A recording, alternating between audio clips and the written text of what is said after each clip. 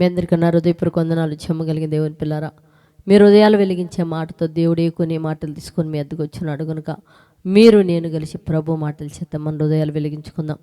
ప్రభు మాటల చేత మన హృదయాలు వెలిగించబోయే ముందు రాత్రి కాలం నుంచి మన అందరి జీవితాల్లో చేసిన మేలులన్నిటిని బట్టి మన ప్రభు అయిన యేసుక్రీస్తు వారి నామములో తండ్రి అయిన దేవుడికి శిరస్సు వంచి వందనాలు తెలియచేసుకుంటూ, ఈరోజు దేవుడు ఏ మాటల చేత మన హృదయాలు వెలిగించాలనుకున్నాడో ఒకసారి మనం వాటిని ధ్యానం చేసుకోగలిగితే దేవుని పిల్లరా, మరి కొలసీలకు రాసిన పత్రిక 2వ అధ్యాయం 10వ వచనంలో రాయబడిన మాట మనం చూడగలిగితే, ఆయన యందు మీరు సంపూర్ణులై ఉండు అని రాయబడింది. దేవుని పిల్లలు అంటే యేసుక్రీస్తునందు మనకంట సంపూర్ణ స్థితి కావాలంట. దేవుని పిల్లరా, అంటే మనం ఏదైనా ఈ లోకంలో కూడా ఒక పని చేస్తున్నప్పుడు ఆ పనిని ఎవరైనా మనం అప్పచెప్పేటప్పుడు ఆ పనిని గురించి ఆ వ్యక్తికి తెలుసులేండి, సంపూర్ణంగా చేయగలదు కనుక ఆ పని మీరు ఆ వ్యక్తికి అప్పచెప్పండి అంటున్నాడు. అంటే మహానుభావుడైన యేసయ్య నందంట మనం సంపూర్ణ స్థితి కలిగి ఉండాలని చెప్పేసి దేవుడు వాగ్దాన పూర్వకంగా మనకి ఈరోజు తెలియజేస్తున్నాడు. దేవుని పిల్లరా, అంటే యేసయ్య నందు మనకు సంపూర్ణ స్థితి ఎప్పుడు వస్తుందంటే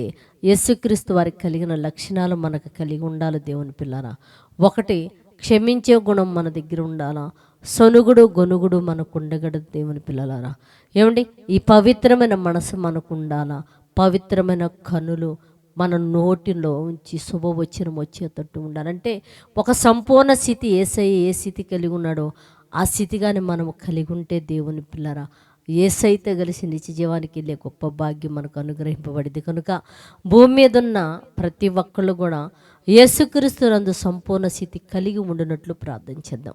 పరిశుద్ధుడా, చెమ్మగలిగిన మా పరలోకపు తండ్రి, నైనా నీ కృప కలిగిన నామానికి వందనాలు తండ్రి. యేసుక్రీస్తునందు మాకు సంపూర్ణ స్థితి కలిగి మీరు ఉండాలని చెప్తున్నావు తండ్రి.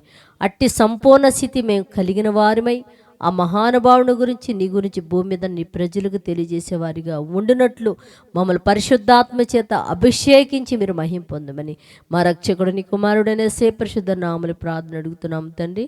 ఆమేన్. మీ అందరికీ నా హృదయపూర్వక వందనములు, ధన్యవాదాలు.